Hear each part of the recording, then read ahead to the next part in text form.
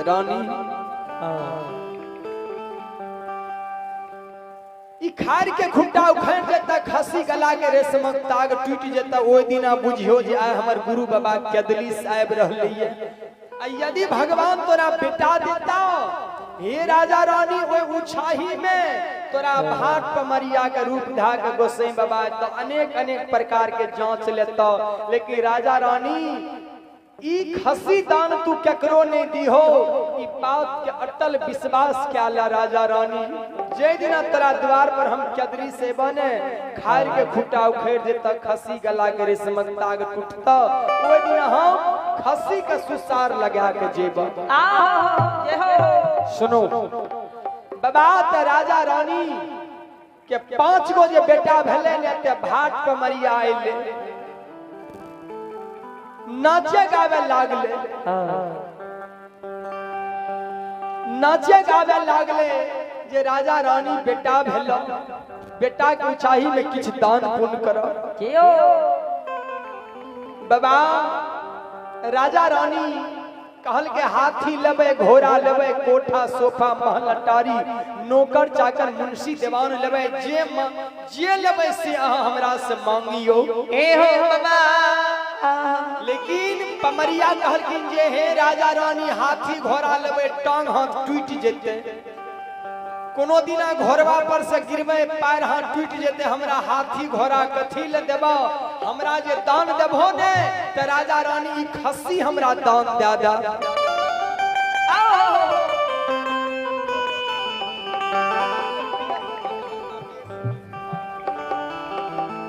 राजा रानी हाथी घोड़ा नहीं लेबा राजा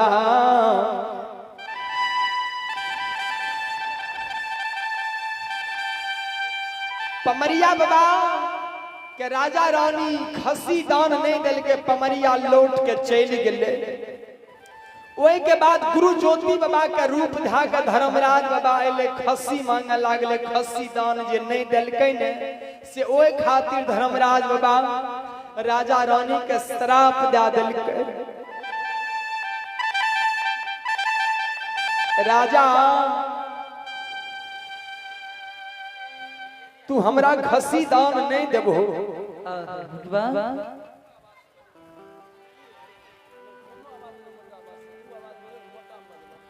बाबा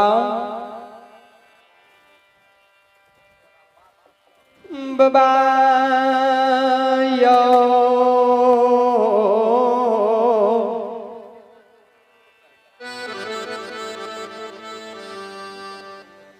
खसी दान जे नहीं दिलकै से पमरिया बाबा राजा रानी के दुर्भाग्य दे दिलकै चल गेले दुर्भाग्य दे के। राजा रानी कानते रह गए लेकिन भगवान राजा रानी के माफ नहीं केलकै श्राप देके जे दिन से गले ओइ दिन से राजा के घर में टुनकी लागे लागले राजा के दिन दुर्दिन भा गले हाथी हसार मर गले घोड़ा घोड़सार बिलेट गले। राजा रानी के जे 5 बेटा रहे अछमित नगरी में जे बेटा सोना के कटोरा में दूध भात खाए रहे जे बेटा डेढ़िया पर खेलाए रहे बेटा डेढ़िया पर मरले जे बेटा माँ के गोद में रहे बेटा माँ के ही गोद में मर गए।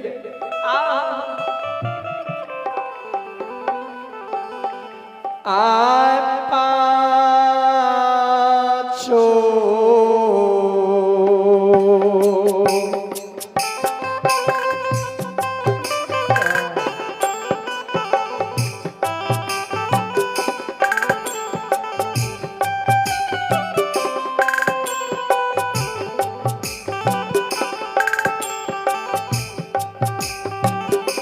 बेटा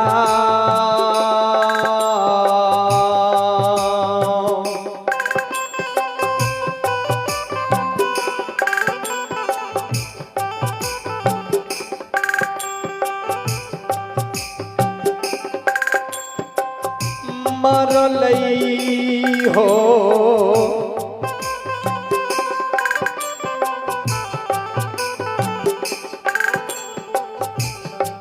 हो बटोहिया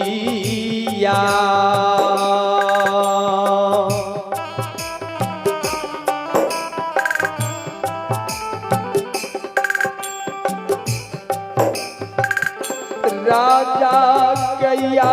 छापी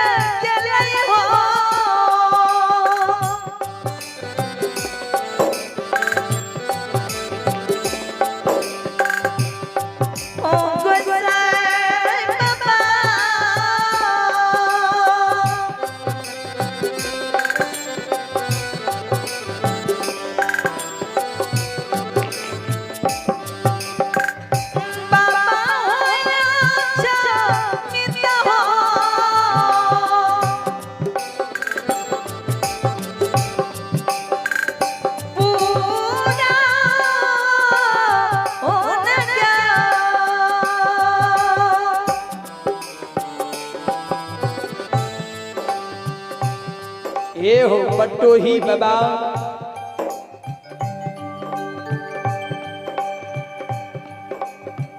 पांचों बेटा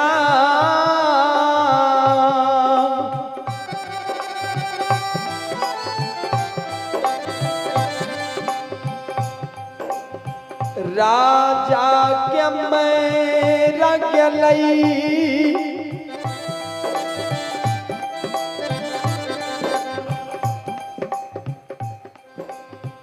राजा रानी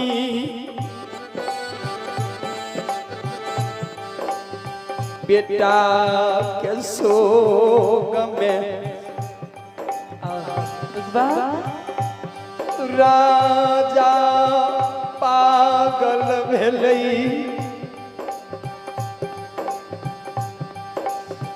बेटा सोग में रानी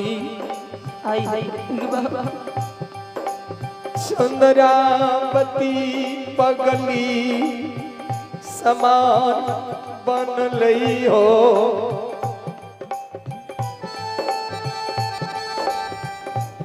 बाबा हो राजा रानी का जब पांचों बेटा मर गले राजा रानी पागल के समान भागले जे राजा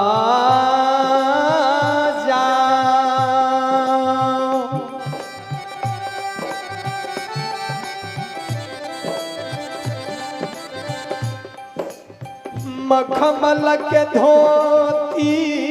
पहिरई कुरता पहिरई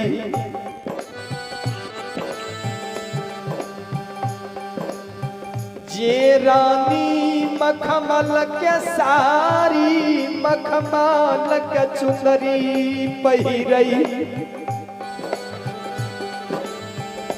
ओए राजा रानी के फाटल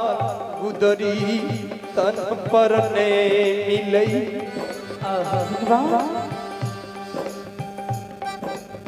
राजा रानी बेटा सोग में पागल